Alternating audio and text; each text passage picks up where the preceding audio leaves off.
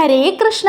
കണ്ണൻ്റെ വനമാലയിലേക്ക് ഏവർക്കും സ്വാഗതം. പ്രകൃതിഭാവങ്ങൾ എല്ലാം തന്നിൽ ആവാഹിച്ച് ഗുരുവായൂരപ്പന് ഇടതുവശത്തായി കുടികൊള്ളുന്ന ഇടത്തൊരിക്കത്തുകാവ് ദേവിക്ക് ഫെബ്രുവരി 6 ദേവസം താലപ്പൊലി. 2 താലപ്പൊലികളാണ് ദേവിക്കുള്ളത്. ജനുവരി മാസത്തിൽ പിള്ളേര് താലപ്പൊലിയും ഫെബ്രുവരി 6 ദേവസം താലപ്പൊലിയുമാണുള്ളത്. കളമെഴുത്ത് പാട്ടോടുകൂടിയാണ് ഇത് നടക്കുന്നത്. വാതിൽ മാടത്തിനുള്ളിൽ ദേവിക്ക് കളമെഴുതിയതിനു ശേഷം ഗുരുവായൂരപ്പൻ്റെ അത്താഴപൂജയ്ക്കും ശീവേലിക്കും തൃപ്പുകയ്ക്കും ശേഷം ഇടത്തരികത്ത് ദേവിയെ ആനപ്പുറത്ത് പുറത്തേക്ക് എഴുന്നള്ളിക്കും.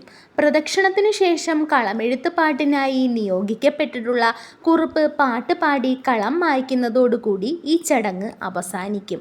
നാളെ ഫെബ്രുവരി 6 രാവിലെ 11:30 വരെ മാത്രമേ ഭക്തർക്ക് ഗുരുവായൂരപ്പനെ ദർശിക്കാനാവൂ. വൈകിട്ട് സാധാരണ ദിവസങ്ങളിലെ പോലെ തന്നെയാകും ദർശന സമയം.